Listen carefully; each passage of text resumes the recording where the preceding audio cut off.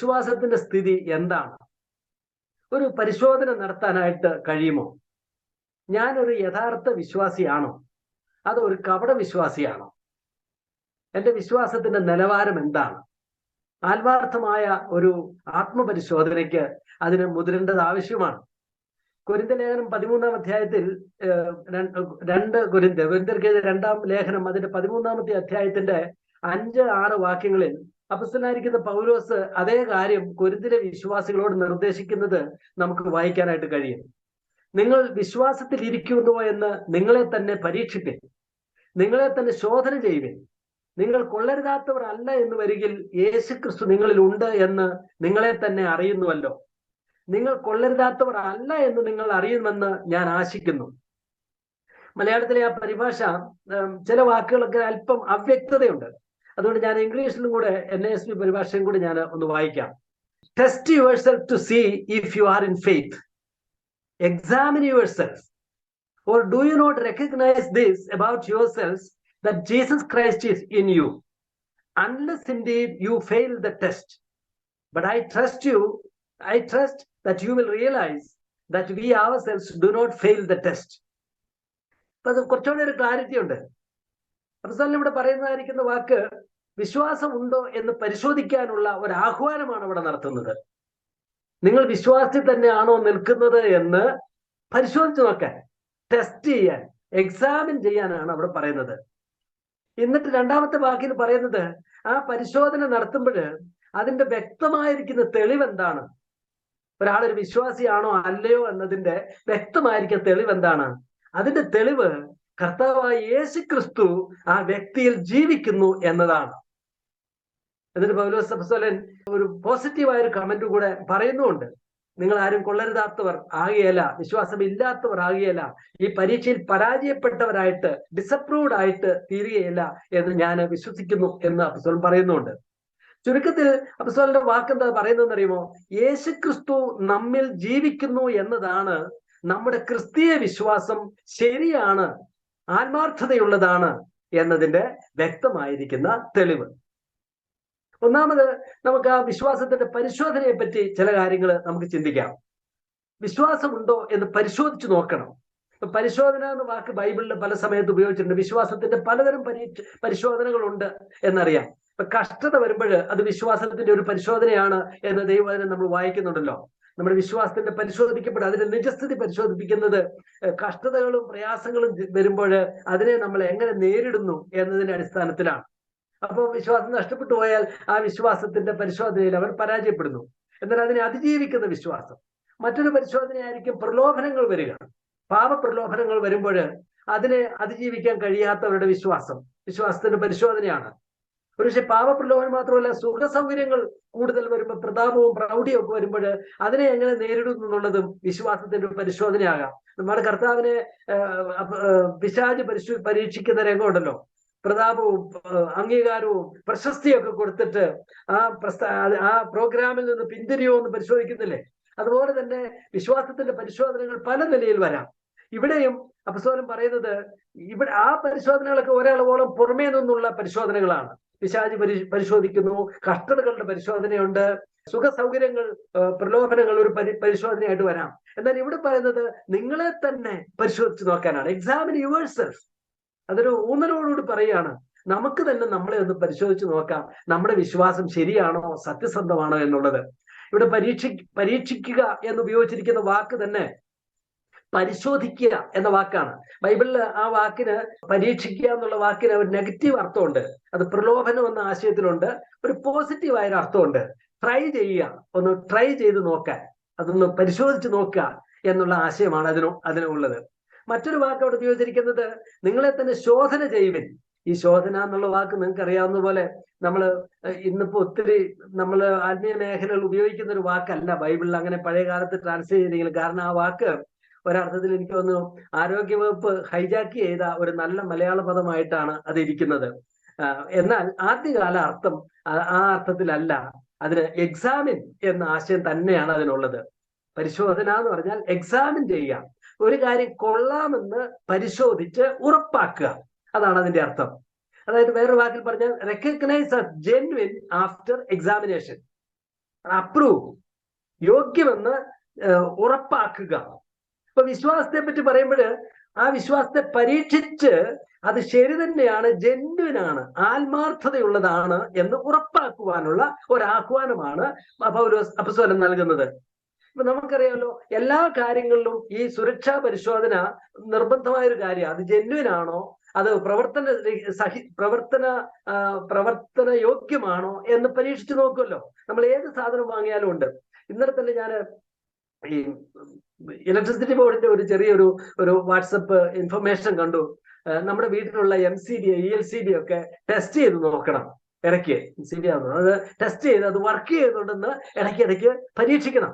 അല്ലെങ്കിൽ അപകടം വരുന്ന സമയത്ത് അത് വർക്ക് ചെയ്തില്ലെങ്കിലോ, അപ്പൊ ഇടയ്ക്ക് ടെസ്റ്റ് ചെയ്ത് നോക്കണം, അത് വർക്കിംഗ് കണ്ടീഷനിലാണ് നോക്കണം. ഇപ്പൊ മുല്ലപ്പെരിയാർ ഡാമിന്റെ കാര്യം പറയുമ്പോൾ ഞാൻ ഓർക്കുകയാണ്, അത് സുരക്ഷയിലുണ്ടോ എന്ന് സുരക്ഷാ പരിശോധനയുണ്ട്. ഒരു അത്യാഹിതം വന്നാൽ അത് നിലനിൽക്കുമോ എന്നുള്ള പരിശോധന. അപ്പൊ എല്ലാ കാര്യത്തിലും സാധനം വാങ്ങിച്ചാല്, ഒരു ഷർട്ട് വാങ്ങുവാണെങ്കിൽ നമ്മൾ ട്രയൽ റൂമിൽ കയറി ടെസ്റ്റ് ചെയ്തിട്ടല്ലേ അത് ശരി തന്നെയാണോ, എനിക്ക് യോജിക്കുമോ എന്ന് നോക്കിയിട്ടല്ലേ. എന്തെല്ലാം പരിശോധനകളുണ്ട് ജീവിതത്തിലെ എല്ലാ കാര്യങ്ങൾക്കും. ചിലത് ഒരിക്കലായിട്ടും ചിലത് ആവർത്തിച്ചുള്ള പരിശോധനകളും പരീക്ഷണങ്ങളും അത് നല്ലതാണോ എന്ന് ടെസ്റ്റ് ചെയ്യേണ്ടത് ആവശ്യമാണ്. എങ്കിൽ നമ്മുടെ നിത്യജീവന്റെ കാര്യം, നമ്മുടെ ഇറ്റേണൽ ലൈഫ്, നമ്മുടെ ശാശ്വതമായിരിക്കുന്ന ജീവിതത്തിന്റെ ഭാഗധേയം അടിസ്ഥാനപ്പെട്ടിരിക്കുന്ന വിശ്വാസം ആത്മാർത്ഥതയുള്ളതാണോ എന്ന് എത്ര അധികമായിട്ട് നമ്മൾ പരിശോധിക്കേണ്ടത് ആവശ്യമാണ്. അതായത് ഞാൻ നേരത്തെ പറഞ്ഞ ഇപ്പൊ ഒരു 50-60% നമ്മുടെ ചെറുപ്പക്കാരും വിശ്വാസത്തിന്റെ കാര്യത്തിൽ ഒരു നിസ്സംഗതാ ഭാവമാണ് എങ്കിൽ, ഒരു അലംഭാവമാണ് എങ്കിൽ, സത്യത്തിൽ വിശ്വാസികളാണോ? അതോ ആ വിശ്വാസം വെറും ഒരു കപടതയാണോ, ഒരു അഭിനയം മാത്രമാണോ, ആരെയും തൃപ്തിപ്പെടുത്താനുള്ളതായിരിക്കുന്ന ഒരു കാര്യമാണോ? ഒരു പരിശോധനയ്ക്ക് ആവശ്യമാണ്. ഇങ്ങനെയുള്ള കാര്യങ്ങളിൽ ഒന്നുകിൽ ഒരു ബ്ലാക്ക് ആൻഡ് വൈറ്റ് ക്ലാരിറ്റി നമുക്ക് ആവശ്യമാണ്. ഒരു വിശ്വാസി ആണെങ്കിൽ ഞാനൊരു വിശ്വാസി തന്നെയാണ്, അല്ലെങ്കിൽ അല്ല. അപ്പൊ അതെങ്ങനെ പരിശോധിച്ച് നോക്കാനായിട്ട് കഴിയും? അതായത് വിശ്വാസം എന്ന് നമ്മൾ സാധാരണ ആളുകൾ വിളിക്കുന്ന കാര്യങ്ങളൊന്നും യഥാർത്ഥത്തിൽ വിശ്വാസം അല്ലെന്നുള്ളതാണ് ഒരു വസ്തുത. വിശ്വാസത്തിന് വളരെ ലൂസായിരിക്കുന്ന നിർവചനങ്ങളാണ് ഇന്ന് സമൂഹത്തിലൊക്കെ ഉള്ളത്. നിന്റെ വിശ്വാസം നിന്നെ രക്ഷിക്കൂ എന്നൊക്കെ പറയുമ്പോൾ നിനക്ക് തോന്നുന്നത്, നിനക്ക് ഇഷ്ടമുള്ളത് എന്നൊക്കെയാണ്. എന്നാൽ വിശ്വാസം എന്ന വാക്കിന്റെ അർത്ഥം യഥാർത്ഥത്തിൽ എന്താണ്? പക്ഷെ ക്രിസ്തീയ വിശ്വാസത്തിന്റെ പശ്ചാത്തലത്തിൽ നിന്ന് ഞാൻ ചിന്തിച്ചത്, ഒരു ക്രിസ്തീയ വിശ്വാസികളുടെ ഇടയിൽ തന്നെ പല തരത്തിലുള്ള വിശ്വാസങ്ങളെ കാണാനായിട്ട് കഴിയും. ഒരു തരത്തിലുള്ള വിശ്വാസം എന്ന് പറഞ്ഞാൽ ഒരു പാരമ്പര്യ വിശ്വാസമാണ്, ട്രഡീഷണൽ ഫെയ്ത്ത്. അതായത് മാതാപിതാക്കൾ വിശ്വസിക്കുന്ന ആയതുകൊണ്ട് ഞാനും വിശ്വസിക്കുന്നു. ഇപ്പൊ നമ്മുടെ രേഖകളിലും നമ്മുടെ സർട്ടിഫിക്കറ്റുകളിലും ഒക്കെ സ്കൂളിലൊക്കെ ചേർക്കുമ്പോഴൊക്കെ ഒരു കുട്ടിയുടെ രേഖയൊക്കെ എഴുതുമ്പോൾ മതം ഏതാന്ന് ചോദിച്ചാൽ കുട്ടിയുടെ മതമല്ലല്ലോ, കുട്ടിയുടെ അപ്പന്റെ അമ്മയുടെ മതമല്ലേ എഴുതുന്നത്. അപ്പൊ അതിങ്ങനെ പാരമ്പര്യമായിട്ട് അപ്പൻ ക്രിസ്ത്യാനിയാണെങ്കിൽ അമ്മ ക്രിസ്ത്യാനിയാണെങ്കിൽ മക്കളും ക്രിസ്ത്യാനികൾ, അപ്പൻ ഹൈന്ദവരോ മുസ്ലിംസോ ഏതെങ്കിലും മതക്കാരാണെങ്കിൽ അവരും അങ്ങനെ. എന്നാൽ അപ്പൊ നിരീശ്വരവാദിയാണെങ്കിൽ നിരീശ്വരവാദി എന്ന് എഴുതുന്നുണ്ടോ എന്ന് എനിക്ക് അറിഞ്ഞുകൂടാ. എന്നാലും ഇങ്ങനെ മതപരമായിട്ട് പാരമ്പര്യമായിട്ട് ഇങ്ങനെ ട്രാൻസ്ഫർ ചെയ്യപ്പെടുന്ന ഒന്നായിട്ട് വിശ്വാസം ഇങ്ങനെ കടന്നു വരാൻ സാധ്യതയുണ്ട്. അപ്പൊ അങ്ങനെ ഒരാള് ഞാൻ വിശ്വാസിയാണ്, കാരണം എന്റെ അപ്പനൊക്കെ ആ മതത്തിലാണ് ജനിച്ചത്, അല്ലെങ്കിൽ ഞങ്ങളുടെ കുടുംബമായിട്ട് ക്രിസ്ത്യാനികളാണെന്ന് പറഞ്ഞാൽ നമുക്കൊരു സത്യം അറിയാം, ആ ഒരു വിശ്വാസത്തെ നമ്മളെപ്പോലുള്ള ആളുകൾ വിശ്വാസമായിട്ട് കണക്കാക്കുന്നില്ല. കാരണം അങ്ങനെയല്ലല്ലോ വിശ്വാസം നിലനിൽക്കുന്നത്. അതുകൊണ്ടാണല്ലോ നമ്മൾ വിശ്വാസ സ്നാനം എന്ന് തന്നെ നമ്മൾ പറയുന്നത്. ഒരു ശിശു സ്നാനം അല്ലല്ലോ. അതായത് ഒരു കുട്ടി വിശ്വാസികളുടെ മാതാപിതാക്കൾ ജനിച്ചു എന്നോർത്ത് അവർ വിശ്വാസിയാണെന്നുള്ള ധാരണ നമുക്കില്ല. അത് പ്രായപൂർത്തി, അതിന് ബോധം വന്ന് കാര്യങ്ങളെ ശരി തെറ്റുകളെ തിരിച്ചറിയാനുള്ള പ്രായമൊക്കെ ആയി കഴിയുമ്പോൾ ഒരു തീരുമാനത്തിലേക്ക് വരികയാണ്. ആ തീരുമാനം ബുദ്ധിക്കും ആലോചിച്ച് യുക്തിപൂർവ്വം എടുക്കുന്നതായിരിക്കും തീരുമാനം. ആ തീരുമാനം ഗൗരവതരമാണ്, ആത്മാർത്ഥതയുള്ളതാണെന്ന് ബോധ്യമാകുമ്പോഴല്ലേ ആ വിശ്വാസത്തെ നമ്മൾ അംഗീകരിക്കുന്ന സ്ഥാനപ്പെടുത്തി അംഗീകരിക്കുകയൊക്കെ ചെയ്യുന്നത്. അല്ലാതെ എന്നിട്ടും അപകടങ്ങൾ വരാം. ചായലങ്ങ് വന്നപ്പോൾ അങ്ങനെ അങ്ങ് വിശ്വസിച്ചു പോകും. പിന്നെ കുറച്ചുകൂടെ പ്രായമൊക്കെ വന്നു കഴിയുമ്പോൾ ഇതൊക്കെ ഞാൻ കാരണന്മാർ പറഞ്ഞതുകൊണ്ടാണ്, മാതാപിതാക്കൾ പറഞ്ഞുകൊണ്ട് വിശ്വസിച്ചതാണ്, എനിക്ക് അങ്ങനെ ഒരു വിശ്വാസമൊന്നും ഇല്ല എന്നൊക്കെയുള്ള തിരിച്ചറിവ് ചിലപ്പോൾ അവർക്ക് വരും. അതുകൊണ്ടാണ് നമ്മൾ മാതാപിതാക്കൾ പലപ്പോഴും ആരെയും നിർബന്ധിച്ച് വിശ്വസിപ്പിക്കുന്നില്ലല്ലോ. അതൊക്കെ വെറും കപട വിശ്വാസികളെ സൃഷ്ടിക്കാനുള്ള വഴികൾ മാത്രമാണ്. നമുക്ക് വിശ്വാസത്തിന് സാക്ഷ്യം പറയാനേ കഴിയുള്ളൂ. ഒരർത്ഥത്തിൽ ആരെയും വിശ്വസിപ്പിക്കാനായിട്ട് നമുക്ക് കഴിയില്ല. നമ്മുടെ മക്കളെയും വിശ്വസിപ്പിക്കാൻ കഴിയില്ല. അങ്ങനെയുള്ള പാരമ്പര്യ വിശ്വാസങ്ങൾ, ട്രഡീഷണൽ വിശ്വാസമാണെങ്കിൽ അതിനുള്ള ആ പാരമ്പര്യത്തിന്റെ കെട്ടുപാടുകളിൽ നിന്ന് സ്വാതന്ത്ര്യം പ്രാപിക്കുമ്പോൾ സ്വാഭാവികമായിട്ടും അവർ വിട്ടുപോകും എന്നുള്ള ഒരു സത്യമാണ്. അപ്പൊ അങ്ങനെയുള്ള വിശ്വാസത്തെ യഥാർത്ഥ ക്രിസ്തീയ വിശ്വാസമാണെന്ന് പറയാനായിട്ട് പറ്റിയല്ല. മറ്റൊരു തരം വിശ്വാസമാണ് കാഷ്വൽ ഫെയ്ത്ത്. ഒരു അലക്ഷ്യമായിരിക്കുന്ന വിശ്വാസമുണ്ട്.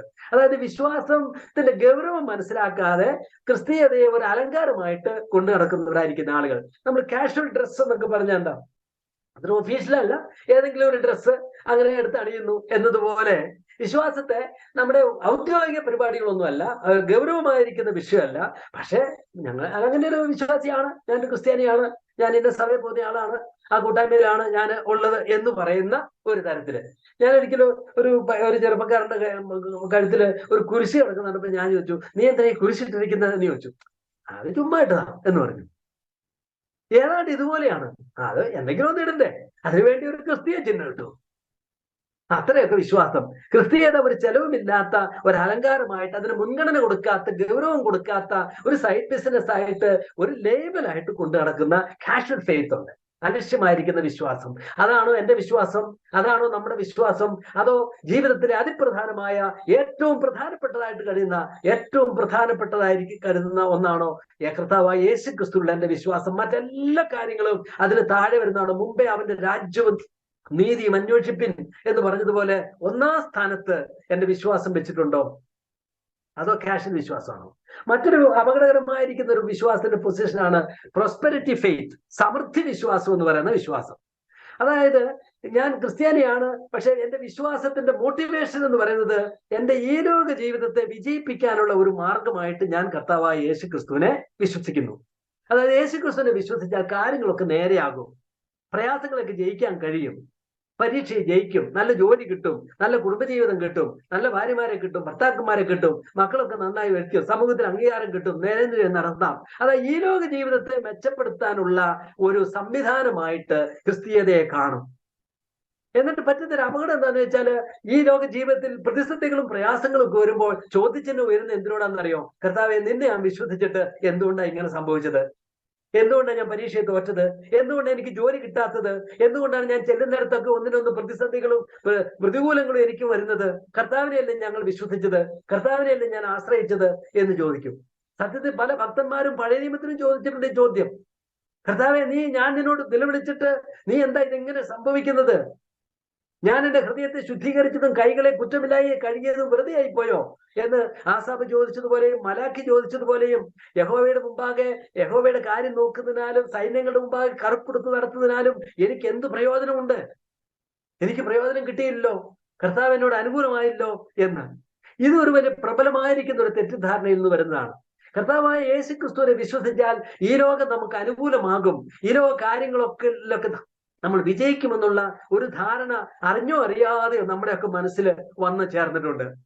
എന്നാൽ കർത്താവായ യേശു ക്രിസ്തുവിനെ വിശ്വസിച്ചതിന്റെ ലക്ഷ്യം ഈ ലോകത്തിന്റെ കാര്യങ്ങളെ അനുകൂലമാക്കാനല്ല, നിത്യജീവൻ പ്രാപിക്കാനാണ് എന്നുള്ള ഒരു വലിയ സത്യം, ഒരു തിരിച്ചറിവാണ് നമ്മുടെയൊക്കെ മനസ്സിലുണ്ടായിരിക്കേണ്ടത്. ഈ ലോക കാര്യങ്ങൾ അനുകൂലമാകാതിരിക്കാനാണ് പലപ്പോഴും സാധ്യത എന്ന് നമുക്കറിയാം. കാരണം കർത്താവ് പറഞ്ഞു, എന്റെ പിന്നാലെ വരുവാൻ ഇച്ഛിക്കുന്നവൻ തന്നെത്താൻ ത്യജിച്ച് തന്റെ ക്രൂശുമെടുത്തൂടെ എന്റെ പിന്നാലെ വരട്ടെ.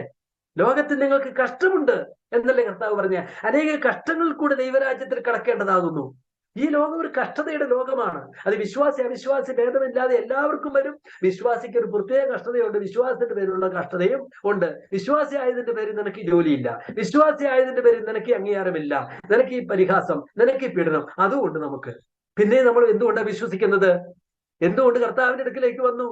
കർത്താവിന്റെ അടുക്കിലേക്ക് വന്നത് നിത്യജീവനിലേക്ക് നിലനിൽക്കുന്ന ആഹാരം, അവന്റെ പത്രോസ് അപ്പോസ്തലൻ പറഞ്ഞ പോലെ നിത്യജീവന്റെ വചനങ്ങൾ നിന്റെ പക്കലുണ്ടല്ലോ, നീ ദൈവത്തിന്റെ പരിശുദ്ധൻ എന്ന് ഞങ്ങൾ അറിഞ്ഞും ഞങ്ങൾ വിശ്വസിച്ചും ഇരിക്കുന്നു.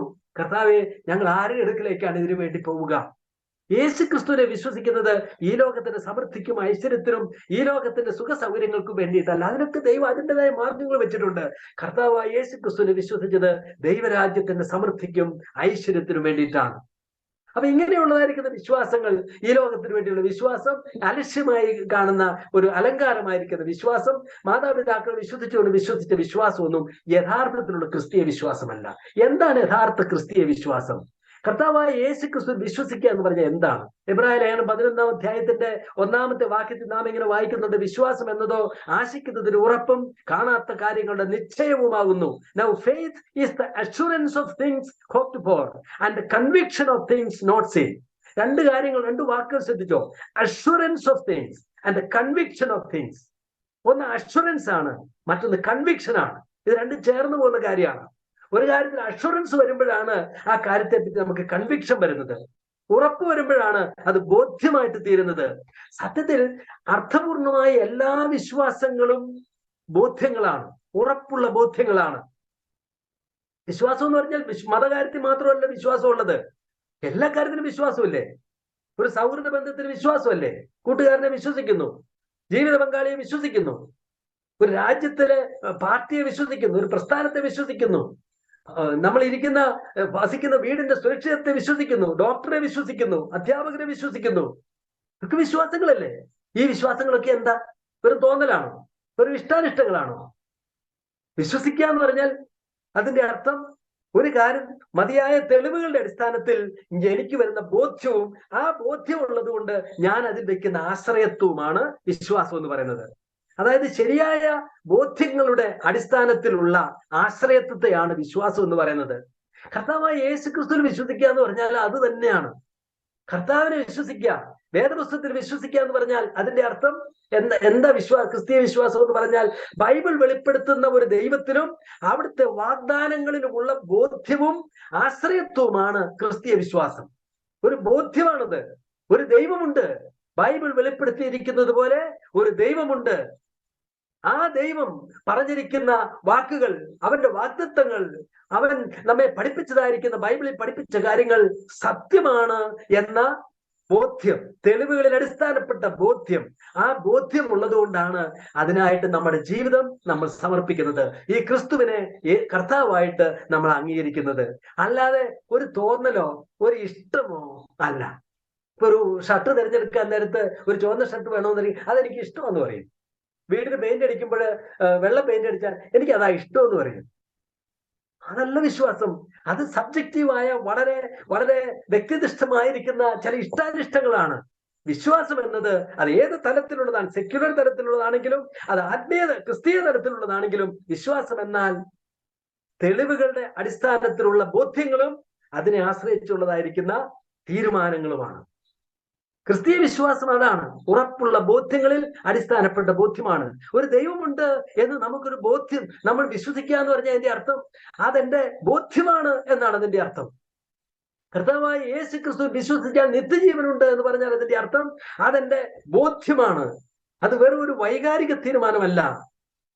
എന്റെ വ്യക്തിത്വത്തിന്റെ സമഗ്ര അനുഭവങ്ങളും സമഗ്ര മേഖലകളും പരിശോധിച്ചാലും ആ വസ്തുനിഷ്ഠമായിരിക്കുന്ന ഒരു സത്യമായിട്ട് എൻ്റെ മുമ്പിൽ ബോധ്യമാകുകയാണ്. ഒരുപക്ഷെ വിശ്വാസത്തിലേക്ക് വരുമ്പോൾ ഈ എല്ലാ തെളിവുകളും ഒന്നും നമ്മൾ അത്രയും ചിന്തിച്ചിട്ടുണ്ടാവില്ലായിരിക്കും. പക്ഷെ കാലങ്ങൾ പിന്നെ കൂടുതൽ അറിയുകയും പഠിക്കുകയും ഒക്കെ ചെയ്യുമ്പോൾ നമ്മുടെ വിശ്വാസം കൂടുതൽ ഉറപ്പുള്ളതായിരിക്കുന്ന ബോധ്യങ്ങളായിട്ട് തീരും.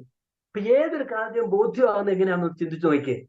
അതുപോലെയാണ് ഈ വിശ്വാസവും ഒരു ബോധ്യമായിട്ട് തീരുന്നത്. ഏതൊരു കാര്യവും ആദ്യം നമ്മൾ കേൾക്കുകയായിരിക്കും, അറിയുകയായിരിക്കും. കുറച്ചുകൂടെ കഴിയുമ്പോൾ അതൊരു ബോധ്യമായി, അത് ഉറപ്പായി, പിന്നെ അത് നമ്മളതിനെ ഏറ്റെടുക്കും. ഒരു പാർട്ടിയിൽ ഒരു വിശ്വാസം വരിക, ആദ്യം കേൾക്കുമായിരിക്കും, ആരെങ്കിലും പരിചയപ്പെടും, പിന്നെ കുറച്ചുകൂടെ പരിചയപ്പെട്ട ആളുകളെയൊക്കെ പരിചയപ്പെട്ട് കഴിയുമ്പോൾ അത് കുറച്ചുകൂടെ ഉറപ്പായി, കുറച്ചുകൂടെ കഴിയുമ്പോൾ അത് ആ തത്വശാസ്ത്രം നമ്മുടെ സ്വന്തമായിട്ട് എടുക്കുകയും നമ്മൾ അതിന്റെ അംഗമാകുകയും നമ്മളൊരു പക്ഷേ അതിനുവേണ്ടി ജീവിക്കുകയും വേണമെങ്കിൽ മരിക്കുകയും വരെ ചെയ്താണ്. ക്രിസ്തീയ വിശ്വാസത്തിന് ഇതുപോലൊരു തുടക്കമുണ്ട്. ഒരു തുടക്കം കഴിഞ്ഞാൽ പിന്നെ അതിനൊരു വളർച്ചയുണ്ട്. പൗലോസ് തന്നെ ലേഖനത്തിൽ പറഞ്ഞു, നിങ്ങളുടെ വിശ്വാസം ആളാമ്പ്രതി വർദ്ധിച്ചു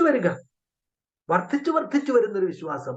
എങ്ങനെയാണ് ഈ വിശ്വാസത്തിന്റെ ഉറപ്പ് വർദ്ധിച്ചു വരുന്നത്? പല മേഖലകളുണ്ട്. നമുക്കത് വിശദമാക്കാനുള്ള സമയമില്ലെങ്കിലും ഞാനിതിന്റെ ചില കാര്യങ്ങൾ മാത്രം പറയാം. ഒന്ന്, നമ്മുടെ വിശ്വാസത്തെ ഉറപ്പിക്കുന്നത് ലോജിക്കൽ റീസണിങ് ആണ്, യുക്തിപൂർവമായിരിക്കുന്ന വിലയിരുത്തലുകളാണ്.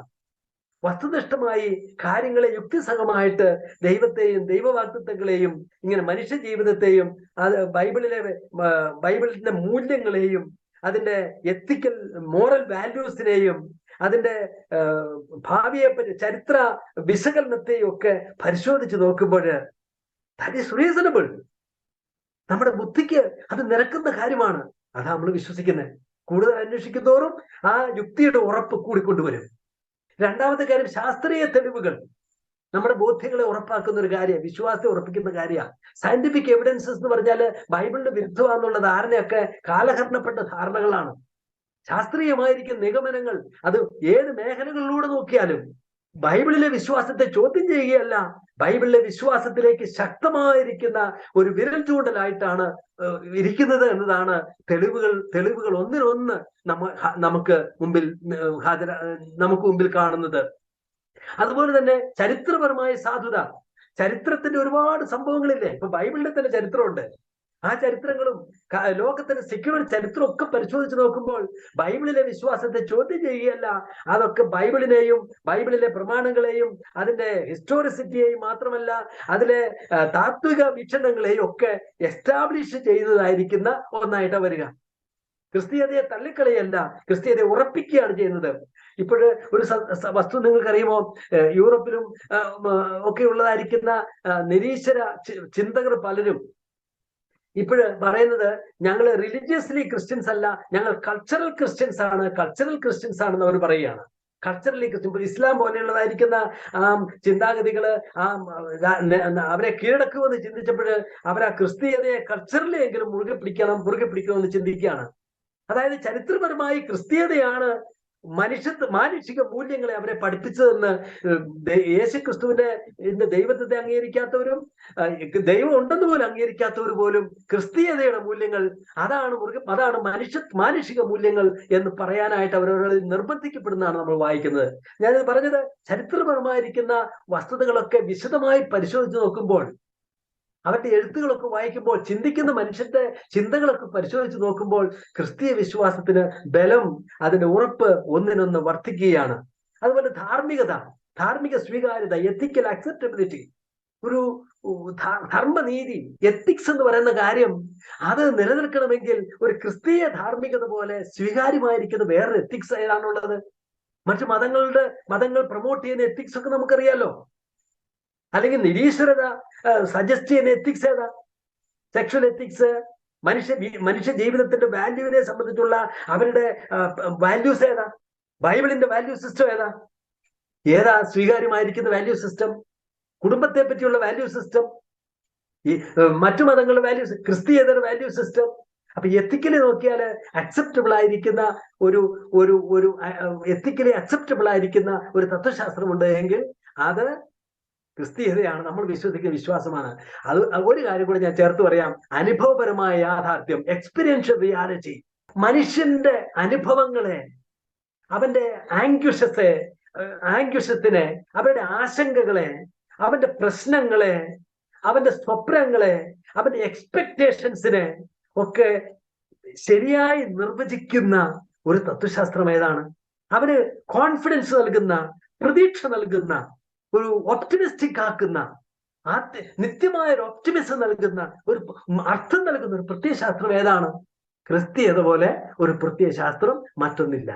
അപ്പൊ ഏത് നിലയിൽ നോക്കിയാലും, റീസണിങ് ലെവലിൽ നോക്കിയാൽ, ശാസ്ത്രീയ മേഖലയിൽ നോക്കിയാൽ, ഹിസ്റ്റോറിക്കൽ വാലിഡിറ്റി നോക്കിയാൽ, എത്തിക്കൽ അക്സെപ്റ്റബിലിറ്റി നോക്കിയാൽ, എക്സ്പീരിയൻഷ്യൽ റിയാലിറ്റി, അനുഭവപരമായിരിക്കുന്ന ആ യാഥാർത്ഥ്യം നമ്മൾ പരിശോധിച്ച് നോക്കിയാൽ, ക്രിസ്തീയ വിശ്വാസം പോലെ വിശ്വസിക്കാൻ കൊള്ളാകുന്ന വേറൊരു വിശ്വാസമില്ല. അതായത് നമ്മുടെ വിശ്വാസം എന്ന് പറഞ്ഞാൽ കണ്ണടച്ച് ഇരുട്ടിലേക്കുള്ള ഒരു ചാട്ടമല്ല. കണ്ണും കാതും ഹൃദയവും മനസ്സും എല്ലാം, ബുദ്ധിയും എല്ലാം തുറന്നുള്ള ഒരു തീരുമാനമാണ്, ഒരു സ്റ്റെപ്പാണ് നമ്മൾ വെച്ചിരിക്കുന്നത്.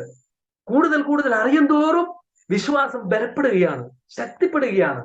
അത് സത്യമാണെന്നുള്ള ഉറപ്പ് നമുക്ക് ബോധ്യമാവുകയാണെന്ന്. സത്യമാണെന്ന് മാത്രമല്ല, അതാണ് നമുക്ക് പ്രയോജനകരമായ, നമ്മളെ നിലനിർത്താൻ കൊള്ളാവുന്ന, പ്രതീക്ഷ നൽകുന്ന ഒരു വസ്തുതയെന്ന് ഒന്നിനൊന്ന് നമ്മെ ഉറപ്പിക്കുകയാണ് ചെയ്യുന്നത്. അതുകൊണ്ട് വിശ്വാസം എന്ന് പറയുന്നത് വെറും ഒരു പാരമ്പര്യമോ വെറും ഒരു അലങ്കാരമോ, ഈ ലോകത്തിലെ കുറച്ച് കാര്യങ്ങൾ കിട്ടാനും കാര്യലാഭത്തിന്, ഈ ലോകത്തിന്റെ കാര്യലാഭങ്ങൾക്ക് വേണ്ടിയിട്ടുള്ള ഒരു സൂത്ര വഴിയോ അല്ല. വിശ്വാസം എന്ന് പറഞ്ഞാൽ ഒരു കോൺഫിഡന്റ് കൺവിക്ഷൻ ആണ്, ഉറപ്പുള്ള ബോധ്യമാണ്. അത് പാറപ്പുറത്ത് മുളച്ചു വളർന്ന ഒരു പുൽനാമ്പല്ലത്. കർത്താവിന്റെ വാക്കുകൾ എടുത്താല് അത് അടിസ്ഥാനങ്ങളുള്ള പാറമേൽ അടിസ്ഥാനമിട്ട് പണിത ഒരു കെട്ടിടമാണത്. കാറ്റടിച്ചു, മഴ പെയ്തു, വൻമഴ പെയ്തു, ആ വെള്ളം പൊങ്ങി ആ വീടിന്മേൽ അടിച്ചു, അത് വീണു പോകാത്ത കെട്ടിടമാണ്. ഈ ലോകത്തിലെ പ്രതിസന്ധികൾക്ക് മാത്രമല്ല, നിത്യമായിരിക്കുന്ന ന്യായവിധിക്ക് പോലും, ന്യായവിധിയുടെ മുമ്പിൽ പോലും ഉറച്ചു നിൽക്കാൻ കഴിയുന്ന ഒരു ബോധ്യമാണ് എന്റെ ക്രിസ്തീയ വിശ്വാസം. അപ്പോസ്തലൻ പറയാണ്, നിങ്ങളുടെ വിശ്വാസം, നിങ്ങൾ വിശ്വാസത്തിൽ ഇരിക്കുന്നു എന്ന് പരിശോധിച്ച് നോക്കാനായിട്ട് പറയാണ്. Let us examine ourselves. നമ്മൾ ആടിത്തൂങ്ങി നിൽക്കുന്ന ഒരു വിശ്വാസികളാണ്. വിശ്വാസിയാണെങ്കിൽ വിശ്വാസിയാണ്, അല്ലെങ്കിൽ അതിനെ ഗൗരവമായിട്ട് പരിശോധിക്കാനുള്ള തയ്യാറെടുപ്പ്. ഒരു കാര്യം കൂടെ പൗലോസും ചേർത്ത് പറഞ്ഞത് ഞാൻ സൂചിപ്പിക്കാം. എങ്ങനെയാണ് നമ്മൾ അറിയുക നമ്മുടെ വിശ്വാസം സത്യമാണോ എന്നുള്ളതിന്റെ ഒരു തെളിവ് കൂടെ അപ്പോസ്തലൻ അവിടെ പറയുന്നുണ്ട്. കൊരിന്ത്യർ ലേഖനത്തിന്റെ 13-ാം അധ്യായത്തിന്റെ 5-ാമത്തെ വാക്യത്തിൽ അപ്പോസ്തലൻ അത് രേഖപ്പെടുത്തുന്നുണ്ട്. നിങ്ങളെ തന്നെ പരീക്ഷിപ്പിൻ, നിങ്ങൾ കൊള്ളരുതാത്തവർ എന്ന് വരികിൽ യേശുക്രിസ്തു നിങ്ങളിൽ ഉണ്ട് എന്ന് നിങ്ങളെ തന്നെ അറിയുന്നില്ലയോ? ആ വാക്ക് വായിച്ചാല് അത്ര കൃത്യമായിട്ട് നമുക്കത് മനസ്സിലാകുന്നില്ല. അത് ഇംഗ്ലീഷിൽ നോക്കിയേ. Or do you not recognize this about yourself, that Jesus Christ is in you, unless indeed you fail the test? പരിശോധിക്കാൻ പറയാ, ടെസ്റ്റ് യുവർ ഫെയ്ത്ത് എന്ന് പറയാ. എന്നിട്ട് അതിന്റെ ടെസ്റ്റ് ഏതാ? ഏത് ടെസ്റ്റർ വെച്ചിട്ടാ ടെസ്റ്റ് ചെയ്യുന്നത്? Jesus Christ is in you. യേശു ക്രിസ്തു നിങ്ങളിൽ ഉണ്ടോ? ഉണ്ടെങ്കിൽ നിങ്ങൾ വിശ്വാസികളാണ്. യേശു ക്രിസ്തു നിങ്ങളിൽ ഇല്ലെങ്കിൽ നിങ്ങൾ വിശ്വാസികളല്ല. അതൊരു വളരെ വ്യക്തമായതും ഒരു കൺഫ്യൂഷൻ ഇല്ലാത്തൊരു തെളിവാത്. ഞാനൊരു ശരിയായ വിശ്വാസിയാണോ എന്നതിന്റെ തെളിവ് ഞാൻ എന്തൊക്കെ വിശ്വസിക്കുന്നു, ഞാൻ ഏതൊക്കെ ആശയങ്ങൾ മുറുകെ പിടിക്കുന്നു, ഞാൻ എന്ത് പ്രസംഗിക്കുന്നു, ഞാൻ ഏത് കൂട്ടായ്മയിൽ പോകുന്നു എന്നതല്ല. അതിന്റെ അടിസ്ഥാനപരമായ തെളിവ് കർത്താവായ യേശു ക്രിസ്തു എന്ന വ്യക്തി എന്റെ ജീവിതത്തിലുണ്ടോ എന്നാണ്. വിശ്വാസം ശരിയാണെങ്കിൽ യേശു ക്രിസ്തു എന്റെ ജീവിതത്തിൽ ഉണ്ടാവും. ക്രിസ്തു ഉണ്ടോ എന്ന് നോക്കിയാൽ മതി. അതാ അപ്പോസ്തലൻ പറയുന്നത്. ക്രിസ്തു നിങ്ങളിൽ ഉണ്ടെങ്കിൽ വിശ്വാസിയാണ്, ശരിയായ വിശ്വാസിയാണ്. ക്രിസ്തു നിങ്ങളില്ലെങ്കിൽ യു ഫെയിൽ ദ ടെസ്റ്റ്, നിങ്ങൾ തോറ്റുപോയി എന്ന് പറഞ്ഞു. ആ പരിശോധനയില് ഈ വിശ്വാസം ഒരു പ്രയോജനമില്ലാത്ത ഒരു കപട വിശ്വാസം, ഒരു അലക്ഷ്യ വിശ്വാസം, ഒരു പാരമ്പര്യ വിശ്വാസം, ഒരു പ്രോസ്പെരിറ്റി വിശ്വാസം ഒക്കെ ആയിട്ടിരിക്കും. കർത്താവ് എൻ്റെ കൂടെ ഉണ്ടോ? കർത്താവ് എന്നിലുണ്ടോ? ഇത് പരിശോധിക്കാവുന്ന ഒരു കാര്യമാണ്. ഇപ്പൊ നമ്മൾ തന്നെ ആണെങ്കിലും ഒരാളുടെ മനസ്സിലിരിപ്പ് അറിയുന്നത് പലപ്പോഴും അവന്റെ കൂടെ ആരാ ഉള്ളതെന്ന് നോക്കിയിട്ടല്ലേ. നിങ്ങളുടെ ഇടയിലൊക്കെ ഉള്ളൊരു ഉദാഹരണം പറഞ്ഞാല്, ഒരു ചെറുപ്പക്കാരന് ഒരാളോട് ഒരു കമ്പനി തോന്നി, ഒരു ഇഷ്ടം തോന്നി എന്നിരിക്കട്ടെ. ആ ഇഷ്ടം ഉണ്ട് എന്നുള്ളതിന്റെ തെളിവെന്താ? അവരുടെ പെരുമാറ്റം നോക്കിയാൽ മതി. അവൻ ആരുടെ കൂടെയാ പോകുന്നത്, ആരോടാ വർത്തമാനം പറയുന്നത്, ആരോടാ ചാറ്റ് ചെയ്യുന്നത്, ഇതൊക്കെ നോക്കുമ്പോ അറിയാം ഇയാളുടെ കാഴ്ചപ്പാട് എന്താണ്, ഉള്ളിലിരിപ്പ് എന്താണെന്ന് മനസ്സിലാവും. കർത്താവായ യേശു ക്രിസ്തു എന്റെ ഹൃദയത്തിലുണ്ട് എങ്കിൽ അതാ പരിശോധന എന്ന് പറയും. ആ പരിശോധന നമുക്ക് കണ്ടറിയാം. കൊലോസ്യർ ലേഖനം 1:27 പുസ്തകം പറയുന്നുണ്ടല്ലോ, മഹത്വത്തിന്റെ പ്രത്യാശയായ ക്രിസ്തു നിങ്ങളിൽ ഇരിക്കുന്നു. അതായത് ഒരാൾ യേശു ക്രിസ്തുവിനെ വിശ്വസിക്കുമ്പോൾ സംഭവിക്കുന്ന ഒരു കാര്യം എന്താ? ക്രിസ്തു നമ്മളിൽ വന്ന് വസിക്കുകയാണ്. ഗലാത്യ ലേഖനത്തിൽ പൗലോസ് അപ്പോസ്തലൻ ഇങ്ങനെ എഴുതി, ഇനി ജീവിക്കുന്നത് ഞാനല്ല, ക്രിസ്തു അത്രേ എന്നെ ജീവിക്കുന്നു. അപ്പൊ ചോദ്യം, ലളിതമായ ചോദ്യമാണ്, യേശു ക്രിസ്തു എന്നെ ജീവിക്കുന്നുണ്ടോ? എന്റെ ജീവിതത്തിൽ ക്രിസ്തു ഉണ്ടോ? ഉണ്ടെങ്കിൽ അത് എങ്ങനെ അറിയാം? ഇപ്പൊ ഒരു വീട്ടില് ആൾതാമസം ഉണ്ടോ എന്ന് എങ്ങനെ അറിയുന്നത്? അത് അടഞ്ഞു കിടക്കുകയാണ്, വാതിൽ തുറക്കുന്നില്ല, ഒരനക്കവും ഇല്ലെങ്കിൽ അവിടെ ആൾതാമസം ഇല്ലാത്ത ആളാണ്. എന്നാൽ ആ വീട്ടിൽ ആൾതാമസം ഉണ്ടെങ്കിൽ എങ്ങനെ അറിയുന്നേ? അതിന്റെ തെളിവുകൾ കാണും, ആളനക്കം ഉണ്ടാവും, അടുപ്പ് പുകയും. പണ്ടൊക്കെയാണ് അടുപ്പ് പുകയുന്നത്, ഇപ്പൊ അടുപ്പ് അങ്ങനെ പുകയാറില്ലല്ലോ. അതുപോലെ പുകയും പുകയി കഴിഞ്ഞാൽ ഫയർഫോഴ്സിൽ നിന്ന് ആള് വരും അല്ലേ, അത് തീവ്രത്വം എന്നൊക്കെ വിചാരിക്കാനാണ് സാധ്യത. പണ്ട് ആളുകൾ ആയിരുന്ന വീട്ടിൽ താമസം ഉണ്ടോന്നറിയാൻ അടുപ്പിൽ തീ കത്തും, പെരയ്ക്ക് മുകളിലേക്ക് പുക വീഴുണ്ടോ എന്ന് നോക്കിയാണ്. വീട്ടിൽ ആളുണ്ടെങ്കിൽ വർത്തമാനം പറയുന്നത് കേൾക്കാം, അവിടെ ഇടപാടുകൾ കേൾക്കാം, അവരുടെ വീടും പരിസരവും ഒക്കെ വൃത്തിയായിട്ട് കിടക്കുന്നത് കാണാം. അവിടെ നിന്ന് കേൾക്കുന്ന സംസാരം, ഇടപെടലുകൾ എല്ലാം ഒരാളനക്കത്തിന്റെ ലക്ഷണമില്ലേ? ഞാനിത് ഉദാഹരണമായിട്ട് പറഞ്ഞതാണ്. എന്റെ ജീവിതത്തിൽ കർത്താവായ യേശു ക്രിസ്തു ഉണ്ടെങ്കിൽ എനിക്കത് എങ്ങനെ അറിയാം? അതിന്റെ ഫലങ്ങൾ കാണും. കർത്താവ് എന്റെ കൂട്ടത്തിലുണ്ടെങ്കിൽ ക്രിസ്തു വർത്തമാനം പറയുന്നത് കേൾക്കാം, ക്രിസ്തുവിനോട് സംസാരിക്കുന്നത് കേൾക്കാം, ക്രിസ്തുവിന്റെ പ്രവൃത്തികൾ കാണാം, ക്രിസ്തുവിന്റെ സ്വഭാവം എന്നിലുണ്ടാവും, ക്രിസ്തുവിന്റെ സ്നേഹിതന്മാര്, ക്രിസ്തുവിനെ പരിചയമുള്ളവര് ക്രിസ്തുവിനെ കാണാൻ എന്റെ അടുത്തേക്ക് വരില്ലേ? അങ്ങനെ ക്രിസ്തു സംബന്ധമായിരിക്കുന്ന വിഷയങ്ങൾ ഒന്നുമില്ലെങ്കിൽ, അതിനൊന്നും പ്രസക്തി ഇല്ലെങ്കിൽ, അതിന്റെ തെളിവെന്താ? ക്രിസ്തു ഇല്ല എന്നല്ലേ എന്റെ തെളിവ്. അപ്പൊ പരിശോധിക്കൽ വളരെ എളുപ്പമാണ്. എന്റെ ജീവിതത്തിൽ കർത്താവായ യേശു ക്രിസ്തു വസിക്കുന്നുണ്ടോ? എന്റെ ആശയങ്ങൾ ക്രിസ്തുവിന്റെ ആശയങ്ങളാണോ? എന്റെ മൂല്യങ്ങൾ ക്രിസ്തുവിന്റെ മൂല്യങ്ങളാണോ? എന്റെ ജീവിതത്തിലെ സ്വപ്നങ്ങളും താല്പര്യങ്ങളും ലക്ഷ്യങ്ങളും കർത്താവായ യേശു ക്രിസ്തുവിന്റെ താല്പര്യങ്ങളും സ്വപ്നങ്ങളുമാണോ? എന്റെ ഭാരങ്ങൾ യേശു ക്രിസ്തുവിന്റെ ഭാരങ്ങളാണോ? എന്റെ ആശങ്കകൾ ദൈവരാജ്യത്തെ പറ്റിയുള്ള ആശങ്കകളാണോ? സഭ, ദൈവവചനം, പ്രാർത്ഥന, സുവിശേഷ ദൗത്യം, ആളുകളുടെ രക്ഷ, ഇങ്ങനെയുള്ള താല്പര്യങ്ങളൊന്നും ഇല്ലെങ്കിൽ എന്താ അത് സൂചന കാണിക്കുന്നത്? കർത്താവ് വിശ്വാസം എന്നുള്ളത് ഒരലങ്കാരമോ ഒരഭിനയമോ ഒക്കെ ആകാം. കർത്താവായ യേശു ക്രിസ്തു വിശ്വസിക്കുന്നുണ്ടെങ്കിൽ, ക്രിസ്തു നിങ്ങളിൽ ഉണ്ട് എങ്കിൽ പരീക്ഷ ജയിച്ചു. ക്രിസ്തു നിങ്ങളിൽ ഇല്ലെങ്കിൽ വിശ്വാസം ശരിയല്ല എന്ന് പൗലോസ് അപ്പോസ്തലൻ അവരോട് പറയാണ്, ക്രിസ്തു നിങ്ങളിൽ ഉണ്ടോ എന്ന് പരിശോധിച്ച് നോക്കാൻ പറഞ്ഞു. പൗലോസ് പറയുന്ന ഞങ്ങൾ അവനോടുകൂടെ ദൈവശക്തി ജീവിക്കുന്നു, ഞങ്ങളുടെ ജീവിതം നോക്കിയിട്ട് നിങ്ങൾ ക്രിസ്തു ഞങ്ങളിൽ ഉണ്ടെന്ന് നിങ്ങൾക്ക് മനസ്സിലാവുന്നുണ്ടോ എന്ന് പൗലോസ് ചോദിക്കുന്നുണ്ട്. പൗലോസ് ഈ ക്രിസ്തു ഇല്ല, ക്രിസ്തു പൗലോസിനോട് സംസാരിക്കുന്നുണ്ടോ എന്ന് അവർ സംശയം പ്രകടിപ്പിച്ചപ്പോൾ പൗലോസ് അപ്പോസ്തലൻ പറയാണ്, ഞങ്ങളുടെ ജീവിതം നോക്കാൻ, ഞങ്ങളുടെ ജീവിതം നോക്കിയിട്ട് നിങ്ങൾ പറ ഞങ്ങൾ ക്രിസ്തു ഞങ്ങളിൽ ഉണ്ടോ എന്ന്. ഇനി നിങ്ങൾ നിങ്ങളെ തന്നെ ഒന്ന് പരിശോധിച്ച് നോക്കാൻ. നമ്മുടെ വിശ്വാസം ശരിയാണെങ്കിൽ ക്രിസ്തു നമ്മൾ ജീവിക്കുന്നുണ്ടാവും, നമുക്ക് മനസ്സിലാവും. നമുക്ക് മാത്രമല്ല, മറ്റുള്ളവർക്കും മനസ്സിലാവും. നമ്മുടെ ജീവിതത്തിൽ ക്രിസ്തുവിന്റെ ഒരാളനക്കം ഉണ്ടോ? ക്രിസ്തുവിന്റെ വാക്കുകളും പ്രവൃത്തികളും സ്വഭാവവും, ക്രിസ്തുവിന്റെ പാട്ടുകളും ആഗ്രഹങ്ങളും താല്പര്യങ്ങളും, നമ്മുടെ ഇടപാടുകളിലൊക്കെ കർത്താവായ യേശു ക്രിസ്തുവും അവന്റെ പരിപാടികളും ഒക്കെ നിറഞ്ഞു നിൽക്കുന്നുണ്ടെങ്കിൽ അതിന്റെ കാരണം ക്രിസ്തു ഉണ്ട്. ക്രിസ്തു ഉണ്ടെങ്കിൽ നമ്മുടെ വിശ്വാസം ശരിയാണ്. ചുരുക്കത്തിൽ ക്രിസ്തു നമ്മളിൽ ജീവിക്കുന്നുണ്ട് എങ്കിൽ നമ്മുടെ വിശ്വാസം ശരിയായ വിശ്വാസമായിരിക്കും. ഞാൻ അവസാനിപ്പിക്കാം. പരിശോധനയെ ഭയപ്പെടുന്നവരുണ്ടാവും ചിലപ്പോൾ. ഇത് ചോദിച്ചാൽ തന്നെ നീ ഒരു വിശ്വാസി തന്നെയാണോ എന്ന് ചോദിച്ചാൽ ആൾക്ക് പേടിയാവുന്നുണ്ടെങ്കിൽ അത് തന്നെ വിശ്വാസത്തെ സംബന്ധിച്ചുള്ള ഒരു ചോദ്യചിഹ്നം തന്നെ ആയിരിക്കും.